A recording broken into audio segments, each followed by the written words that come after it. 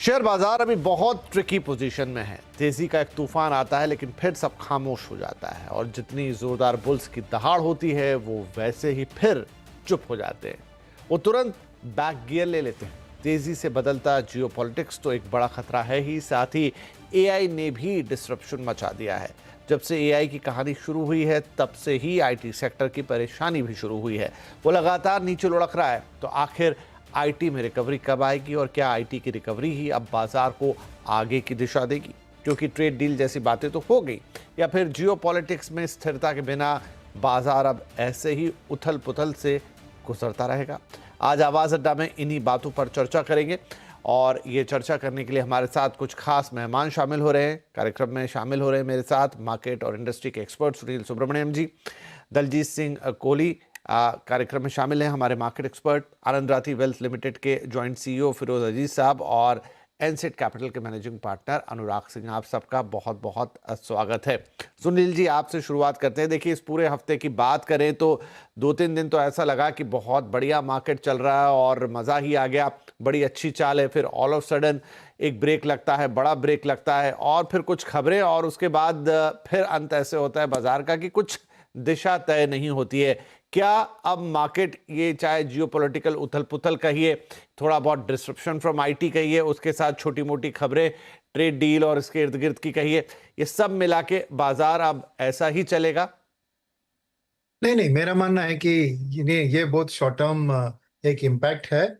और मेरा मानना है कि बाजार इसे और बेहतरी बन सकता है। इससे नीचे या बहुत गिरावट की संभावना नहीं है। और ये कारण मैं क्यों बता रहा हूँ कि देखिए, ever since the budget day FIS की वापसी हुई है। खाली एक दिन जहां पर वो एंथ्रोपिक की खबर आई थी और एक वर्ल्ड वाइड आईटी सर्विसेज में गिरावट आई थी, उसके साथ इंडिया में फर्दर आईटी की गिरावट हुई थी और वो 7,500 के करीब करोड़ उसी दिन की बिकवाली हुई थी। उसके अलावा देखें तो इस महीने एफआईएस का या 1,000 करोड़ के तक सेलिंग या 1,000 करोड़ की तक बाइंग ऐसे ही चल रही थी। माने मेरे ख्याल में एक बदलाव आ गया था कि इंडिया को एक कंटिन्यूअस सेल मार्केट से वो थोड़ी बहुत एक लिमिटेड सेलिंग बाइंग की स्टोर आते, except course that one day. वो एक बात थी। सेकंड बात यह है कि आपने जिक्र किया दो चीजों का, आईटी और जियोपॉलिटिकल। अभी आईटी का मानना है कि वो बहुत लोकलाइज्ड इंपैक्ट खाली आईटी सेक्टर के ऊपर था। इसका पूरा मार्केट का इंपैक्ट मैं आईटी के कारण मैं नहीं मानता हूं। नंबर टू, आपने जियोपॉलिटिक्स की बात की और उस दिन भी देखे, दैट इज परसों की दिन, क्योंकि कल की दिन जब 1,700 पॉइंट्स की गिरावट मार्केट में भयंकर हुई थी, उस दिन भी देखे एफआईएस और डीआईएस दोनों ने बिकवाली की, मगर 800-900 करोड़। ये इतनी भयंकर बिकवाली नहीं थी कि इतना बड़ा क्रैश को एक्सप्लेन किया जाए। तो कल की थी एक technical reaction by hedge funds, by retail speculators, traders, जिन्होंने पोजीशन बिल्ड की थी और उसको अनवाइंड करते हुए इतना बड़ा क्रैश। इसलिए देखिए आज बाउंस बैक हो गया। तो ये खास करके मैं बताऊं कि ये लोग जो एक पोजीशन बिल्ड करते हैं तो स्टॉप लॉस ट्रिगर हो जाता है, एल्गोरिथमिक ट्रेडिंग की कुछ होती है। ये बात है जो मार्केट को कल अफेक्ट किया था। मगर बिगेस्ट थिंग जो बजट के बाद ही देखे तो मार्केट क्यों, क्योंकि उसके पहले Indo Europe trade deal sign हुई थी, उसके बाद इंडो यूएस डील की खबर आई थी, तो बजट भी प्रो इकोनॉमी थी। तो मार्केट इससे तेजी से क्यों नहीं चला, वो सवाल जब उठता है तो मेरा मानना है कि ये डीआईएस का कारण है। और क्योंकि डीआईएस की बात करें तो दो तीन चीज उसमें मेरे को हाईलाइट करना है। एक के देखिए, उन्होंने जो हाथ में जो पिछले 3-4 महीने की बात करें, उनको करीबन 30,000 करोड़ एवरेज इनफ्लोस मिला है प्योर इक्विटी फंड्स में, हाइब्रिड्स में और कुछ 3-4 हजार उससे मिलाकर आता है। मैं पैसिव को छोड़ रहा हूं क्योंकि मैसिव का पैसा तुरंत लग जाता है मार्केट में, ईटीएफ का पैसा तो उसी दिन लग जाता है। तो ये जो 30,000 करोड़ के आसपास की समझिए नवंबर दिसंबर का, तो जनवरी में उस महीने में एफआईएस ने 41,000 करोड़ की बिकवाली की, मगर डीआईएस ने करीबन 70,000 करोड़ की खरीदारी की in the run up to the budget. तो बहुत पोजीशंस उन्होंने ले लिया उस टाइम में, जनवरी मंथ में ही। अब क्या हुआ इस महीने, देखिए last month full month 69,000 crore का बाइंग। इस महीने 20 तारीख तक खाली 11 करोड़, 11,000 करोड़ का बाइंग। यानी डीआई का सेलिंग बाइंग एकदम से घट गया। और जो 10 दिन है, 5 या 6 दिन मार्केट के दिन होंगे, उसमें मैं नहीं समझता हूँ कि और 10,000 करोड़ से ज्यादा जुड़ सकता है। यानी इस महीने डीआईएस का बाइंग सब the weakest buying in the last 2 years 20,000 crore के करीब होगा।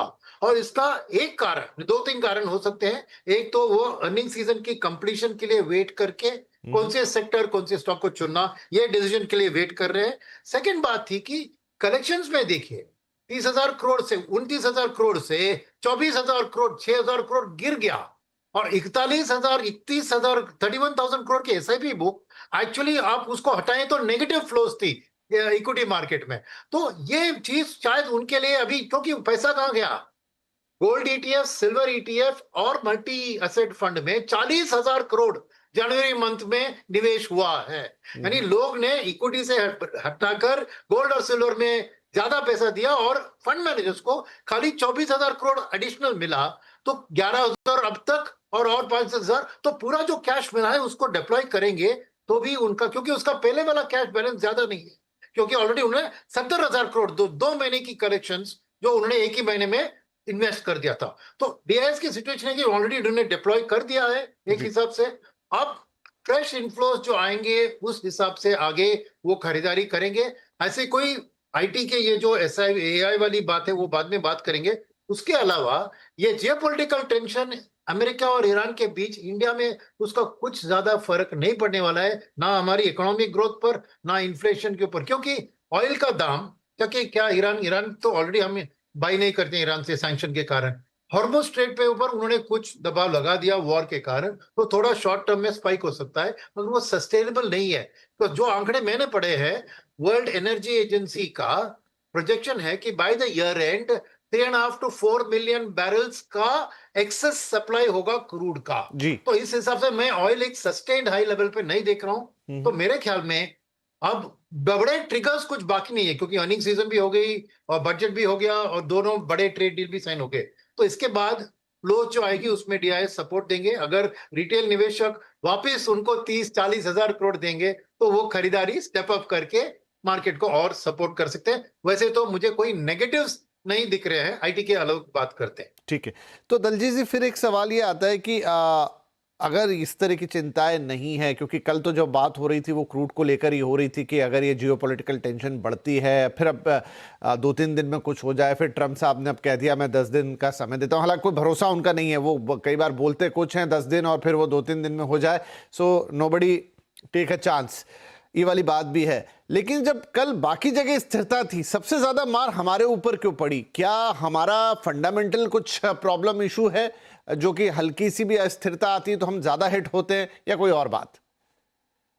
जी, हमें लगता है कि हमारे यहाँ थोड़ी वॉलेटिलिटी ज़्यादा रहती है हमेशा से। उसका एक बेसिक कारण तो यही है कि हम फंडामेंटली बहुत ओवर वैल्यूड रहते हैं हमेशा। तो इंडियन मार्केट्स हमेशा वैल्यूएशन टर्म्स में तो महंगे ही ट्रेड करते हैं। तो आरओई वगैरह अच्छा है, हमारी क्वालिटी ऑफ अर्निंग्स अच्छी है, बट उसके बावजूद भी हमारे मार्केट्स हमेशा महंगे रहते हैं। तो जरा सा भी कोई भी कहीं कुछ भी नेगेटिव न्यूज़ फ्लो होता है तो उसका एक एग्जैजरेटेड इम्पैक्ट हमारे यहाँ देखने को मिलता है। दूसरा चीज ये जो इस जियोपॉलिटिकल इश्यूज की बात, स्पेशली जब जी क्रूड के लेकर के सेंसिटिविटी कुछ ज्यादा है हमारे यहाँ, क्योंकि हम जानते हैं कि हमारा 85-90% क्रूड इंपोर्ट होता है और उसमें हमें दोहरी मार पड़ती है, हमारे करेंसी की भी मार पड़ती है और हमें पैसा भी ज्यादा देना पड़ता है अगर क्रूड का प्राइस बढ़ जाए। ठीक है, हमने $140 वाला क्रूड भी देखा है, हमने 25 वाला भी देखा है, अभी 60 चल रहा था, तो 60 से 70 ज्यादा खराब है, बट 140 से 70 अभी भी आधा है। तो पर ये मार्केट को तो इंक्रीमेंटल न्यूज फ्लो पे एक्शन लेना होता है। तो आई थिंक ये जो जैसे ही इस तरीके की न्यूज आई कि कुछ उसका इम्पैक्ट क्रूड सप्लाई के ऊपर पड़ेगा, तो उसका एक अगेन ओवरब्लोन इम्पैक्ट हमारे मार्केट पर दिखा। तो जो हमारी सेंसिटिविटी हम कह सकते हैं कि ज्यादा है। इनफैक्ट हम पिछले 2-3 महीने से ऐसा अपने नोट्स में हर बार लिख रहे थे कि हम देख रहे हैं कि जो मार्केट का मूवमेंट है, स्टॉक प्राइसेस का मूवमेंट, वो फंडामेंटल से थोड़ा परे चल रहा है।